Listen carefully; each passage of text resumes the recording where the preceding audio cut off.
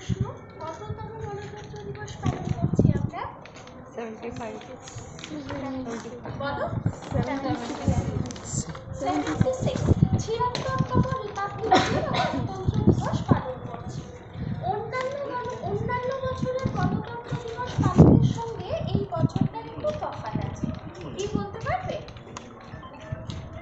আমরা এবছর 76তম গণতন্ত্র দিবস পালন করছি, আর একই সঙ্গে আমরা আমাদের সংবিধান প্রবর্তনের 75তম দিবস পালন করছি। ঠিক আছে? আমাদের সংবিধান 1950 সালের 26শে জানুয়ারি প্রবর্তন করা হয়েছিল এবং সেই বছরই ছিল প্রথম গণতন্ত্র দিবস। তখন থেকেই আমরা নিজেদের বলতে পেরেছি যে আমরা ব্রিটিশ শাসনের অধীন মুক্ত, আমরা সার্বভৌম স্বাধীন গণতান্ত্রিক একটি রাষ্ট্র। ঠিক আছে? এবছর তার 75তম দিবস।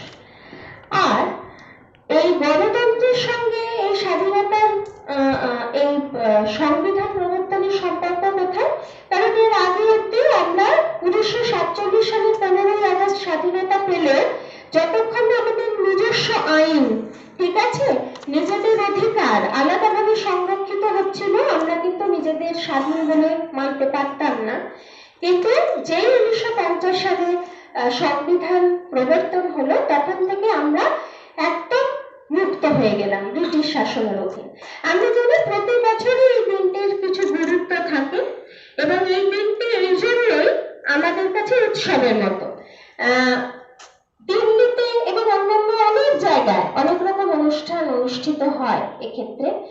তো এইবারে যে থিম, এই দিনটি উদযাপনের কথা মাথায় রেখে, সেটা হচ্ছে স্বর্ণিম ভারত। জানো নিশ্চয়, আমরা দিল্লির মতো এখানেও বিভিন্ন জায়গায় আজকের দিনটি উদযাপন করে থাকি এবং সেই জন্য আজকে আমরা এখানে একত্রিত হয়েছি জর্জ কলেজ ডিপার্টমেন্ট অফ এডুকেশনে। যেহেতু আমাদের গণতন্ত্র, আমাদের স্বাধীনতা উদযাপন আমাদের কাছে একটা উৎসব এবং এটি আমাদের কর্তব্য যারা আমাদের সেই স্বাধীনতা এনে দিয়েছে তাদের প্রতি সম্মান প্রদর্শন করা, যারা এখনো আমাদের স্বাধীনতা এবং সুরক্ষা রক্ষার্থে নিজেদের পরিবার পরিজন বিসর্জন দিয়ে খুব প্রত্যন্ত জায়গায় পড়ে রয়েছে এবং তাদের জন্য আমরা ভালোভাবে বাঁচতে পারছি, স্বাধীনভাবে ঘুরতে পারছি, তাদেরকে আজকের দিনটা কুর্নিশ জানানোর দিন।